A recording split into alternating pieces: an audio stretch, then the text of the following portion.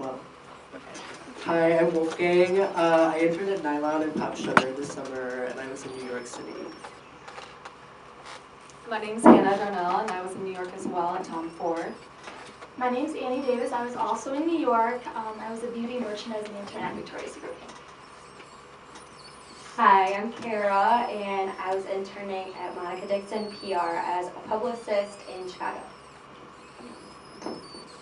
Hi guys, I'm Morgan Schwenke. I interned at NetVantage Marketing that's here in East Lansing, and also the Clinton Grass Shop Humanity that has their office in St. John's. Okay, so I had 2 internships, so I just, in case you were different, but I don't think they are. So I reached out via social media, and the connections that I made through that, they forwarded my resume and information to their HR. Okay, so I don't know if you guys know Julia Lee, but she was editor-in-chief last year. She's the best. She's basically why I got my internship. I reached out to her and I was like, you had an amazing internship, I want to work there. And she was like, okay, so she gave me her boss's email. And I know Julia really well, so it wasn't like I was like this random person. It was like, I want to work there, give me the email. She knew me, so she knew that I was like a hard worker and everything. So she gave me the email. I cold emailed her, my boss. Okay, my story's a little psycho. I really wanted to work for Victoria's Secret since I was a freshman.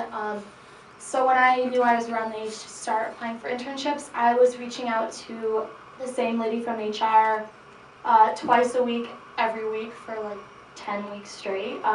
Sometimes she would reply, sometimes she wouldn't. So my philosophy was that if I wasn't being annoying, I wasn't being noticed.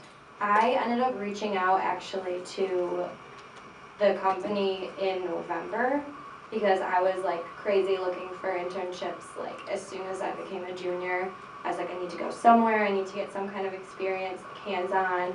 And the only reason I knew about Monica Dixon PR was because Riley Landgraf, who was actually the EIC in 2016, she worked there and had a really good experience. So I ended up reaching out before I even talked to Riley about it just to see if I could like get my foot in the door before having to go to one of my connections.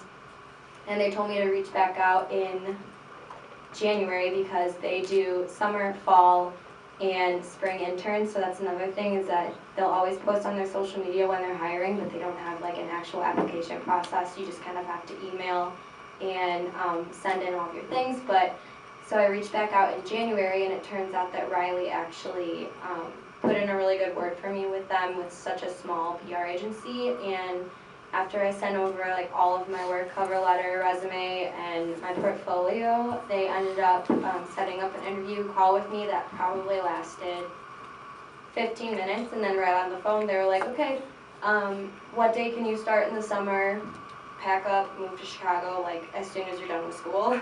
So that was like a really fast internships kind of all year, and I have really amazing parents, and my dad actually sent me the link to the internship that was with Habitat for Humanity, and so I had sent that in, and then with the internship with NetVantage Marketing, they're an SEO marketing firm for all those who don't know.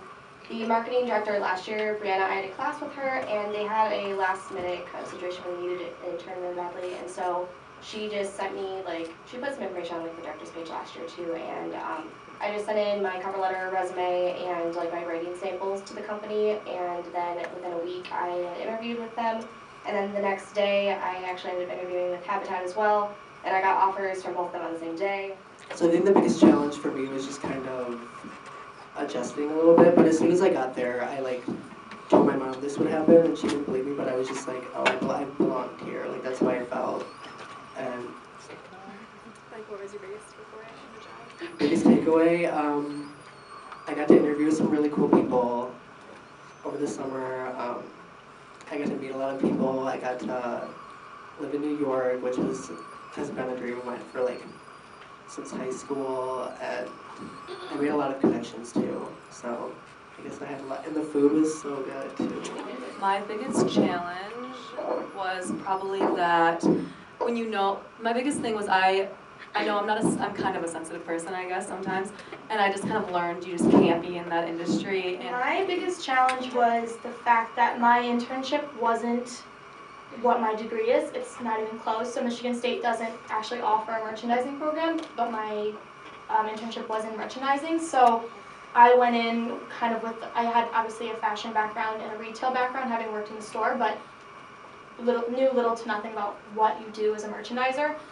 So I was basically just diving in. They didn't do a bunch of real training. It kind of was just learning as you go. So that was a big challenge for me.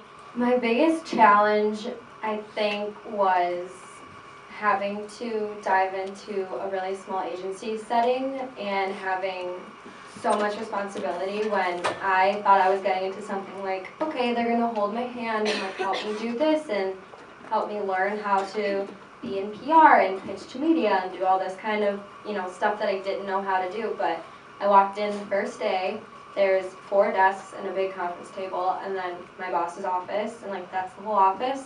And she sits me down and says, okay, do you know how to write a pitch? Like, I need you to pitch for this fashion client to all the media in Chicago for my first day.